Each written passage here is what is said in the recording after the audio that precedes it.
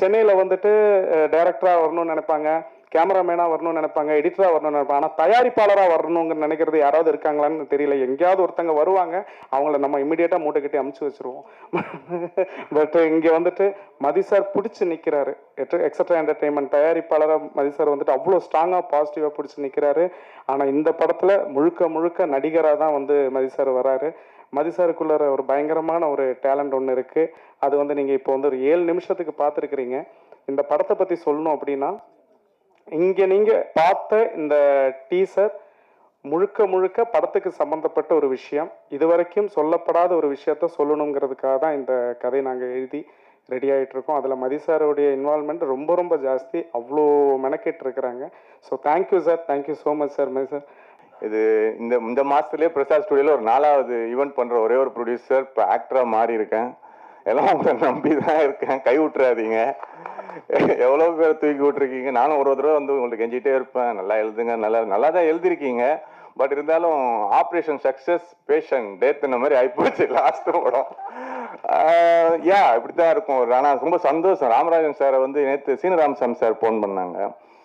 பரவாயில்லப்பா, அடுத்து ஒரு 3 கோடி வரைக்கும் தாங்குவார் மாதிரி ஆளை குழந்தை உள்ள விட்டுட்டானாரு. சந்தோஷமா இருந்தது. நல்ல மனிதர். எப்பயுமே நம்ம இதில் ஷார்ட் அண்ட் ஸ்வீட்டாக சொல்லிட்டு நிறைய பேர் பேச வேண்டியிருக்கு. ஈழமும் இழந்தேன், ஈன்றவளையும் இழந்தேன், ஈவு இரக்கமற்ற இவ்வுலகில் ஈசனாய் மாறினேன் என்ற டைலாக் நீங்கள் லாஸ்டாக பார்த்துருப்பீங்க. இதில் நீங்கள் மேதகு பிரபாகரன் சார் எந்த விதத்திலையும் ஒரு தவறாக சித்தரிக்கல. அவருக்கான ஒரு ஜஸ்டிஃபிகேஷன் இதில் இருக்கும். It's going to be entertain. அதோட ஒரு விஷயத்த சொல்லியிருக்கோம். என்னோட 11 படம் 11 படம் நான் முடிச்சிட்டேன் ஆஸ் அ ப்ரொடியூசராக.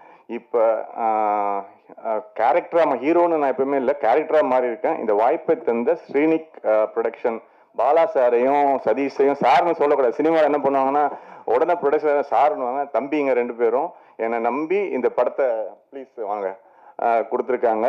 அதனால ரொம்ப ப்ரொடியூசர்ஸ் நல்லா இருந்தாங்க, இண்டஸ்ட்ரி நல்லா இருக்குங்க. அது வந்து தனஞ்சலின் சார் அழகாக சொன்னார். இன்னைக்கு வந்து ஒரு ஹீரோட்ட போய் பேச முடியல, பேசினா அவங்க கேட்குற சேலரி கொடுக்க முடியல, வியாபாரம் அந்த அளவுக்கு இல்லை. ஃபர்ஸ்ட் 3 days ஓப்பனிங் இல்லை நிறைய பேருக்கு.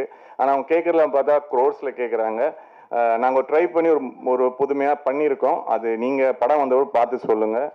அதுக்கப்புறம் கார்த்திக் குமார், அதான் இப்போ இந்த படத்தில் வந்து எங்களுக்கு ப்ரொடக்ஷன் சைடில் ரொம்ப ஹெல்ப் பண்ணது சரவண சுப்பையா சார்.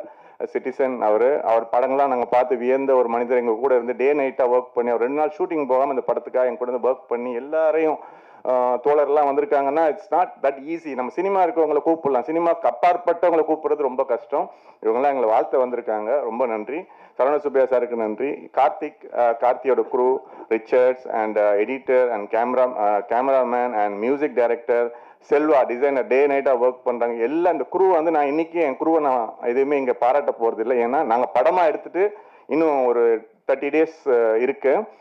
முடிச்சுட்டு உங்களுக்கு நான் ப்ரெஷ் ஷோ போடும்போது நீங்கள் அப்போ நான் இதை அந்த மேடையை நான் பயன்படுத்தி கொள்கிறேன். பட் இருந்தாலும் கார்த்திக் குமார் என்னோட சாமானிய ரைட்டர், நல்ல ஒரு நண்பர்.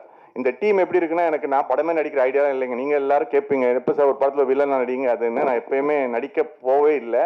பட் இந்த கதை கார்த்திக் வந்து சொல்லும்போது இது ஒரு பெரிய விஷயத்தை சொல்ல போது, பெரிய அதிர்வை ஏற்படுத்த போது. இந்திய சினிமா மட்டும் இல்லை, உலகத் தமிழர் மத்தியிலையும் சரி, இந்திய தமிழர் மத்தியிலும் பெரிய ஒரு அதிர்வை ஏற்படுத்தும். அது ரொம்ப நான் ஷுவராக சொல்கிறேன். நீங்கள் டீசரில் இந்த போஸ்டரில் பார்க்குற விஷயங்கள் கண்கூடா இது படத்தில் ஒரு பெரிய விஷயம் இருக்குது. படத்தை சப்போர்ட் பண்ணுங்க. என்னோட குரூ மெம்பர்ஸ் எல்லாருக்கும் ரொம்ப தேங்க்யூ. என்னை ஆக்சுவலாக கேமராமேனுக்கு நம்மளே ஒரு டீசெண்டாக சுமாராக காட்டியிருக்காரு. கண்டிப்பாக ரொம்ப தேங்க்யூ ஃப்ராங்க்லின். அண்ட் எல்லாருக்கும் என்னோட வாழ்த்துக்கள். இங்கே வந்திருக்க எல்லாருக்கும் வாழ்த்துக்கள். நன்றி.